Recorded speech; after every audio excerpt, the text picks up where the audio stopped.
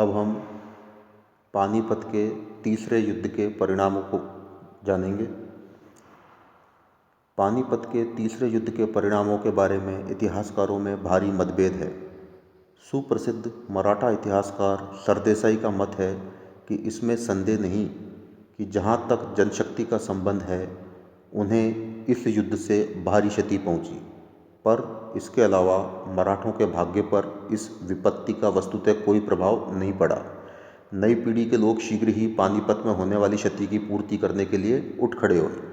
अतः यह सोचना कि पानीपत के युद्ध ने मराठों की उठती हुई शक्ति को पूरी तरह से कुचल दिया ठीक नहीं होगा। इसके विपरीत यदुनाथ सरकार की मान्यता है कि भारतीय इतिहास का एक निरपेक्ष सर्वेक्षण यह दिखा देगा कि बिना किसी प्रमाण पर आधारित वीरता तथा गौरव का यह दावा कितना कमज़ोर है। इस भयंकर संघर्ष में मराठों को बुरी तरह से मार खानी पड़ी। संपूर्ण महाराष्ट्र में शायद ही कोई ऐसा सैनिक परिवार बचा हो जिसने पानीपत के इस पवित्र संघर्ष में अपना एक सदस्य न खोया हो। अनगिनत सैनिकों और गैर सैनिकों के साथ साथ पेशवा की आशाओं का केंद्र विश्वासराव, महान सेनानायक सदाशिवराव भाऊ, योग्य एवं पराक्रमी सेनानायक जसवंतराव पवार, तुकोजी सिंधिया, इब्राहिम गारदी आदि को खोने से पेशवा बालाजी का हृदय भी टूट गया और 23 जून 1761 ईस्वी को वह स्वर्ग सिधार गया। इतने लोगों को एक ही चपेट में खो देने से महाराष्ट्र अचानक ही अपने चुने हुए व्यक्तियों से वंचित हो गया।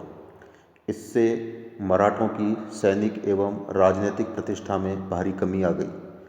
पेशवा की मृत्यु से मराठा सरदारों पर नियंत्रण रखने वाला कोई नहीं रहा और वे पुनः अपने अपने स्वार्थों की पूर्ति के लिए आत्मघातक षड्यंत्रों एवं कुचक्रों में लीन हो गए। मराठों की इस आपसी फूट के कारण उत्तर भारत में उनकी प्रगति निश्चित रूप से अवरुद्ध हो गई। निस्संदेह मराठों ने अपेक्षाकृत कुछ समय में अपनी उपर्युक्त क्षति को पूरा कर लिया। 1769 ईस्वी में उन्होंने पुनः नर्मदा को पार किया और राजपूत शासकों, रोहिल्लों, जाटों आदि से कर वसूल किया और बाद में सिंधिया कुछ समय के लिए मुगल सम्राट का संरक्षक भी बन गया, परंतु फिर भी वे उत्तरी भारत की राजनीति में अपना स्थायी प्रभाव जमाने में सफल नहीं हो पाए। जहाँ तक अफगानों का संबंध है, उन्हें भी इस विजय से कोई लाभ नहीं हुआ। अहमद शाह इस विजय का लाभ उठाए बिना ही स्वदेश लौट गया और इसके बाद उसने फिर कभी भारतवर्ष के मामलों में कोई भाग नहीं लिया। पानीपत के युद्ध का महत्व एक भिन्न दिशा में भी निहित है। 18वीं सदी के मध्य में दो शक्तियों मराठे और अफगान भारत में सर्वोच्च सत्ता को हस्तगत करने के लिए संघर्षरत थे।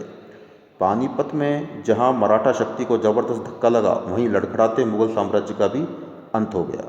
दोनों शक्तियों के पराभव ने अंग्रेजों के लिए मैदान साफ कर दिया। भारत की प्रमुख शक्ति मराठा के पराभव ने अंग्रेजों का मार्ग अधिक सरल बना दिया, जिस पर चलकर वे भारत में शक्तिशाली साम्राज्य का निर्माण कर पाए। इस दृष्टि से पानीपत का युद्ध भारतीय इतिहास में एक मोड़ बिंदु प्रमाणित हुआ।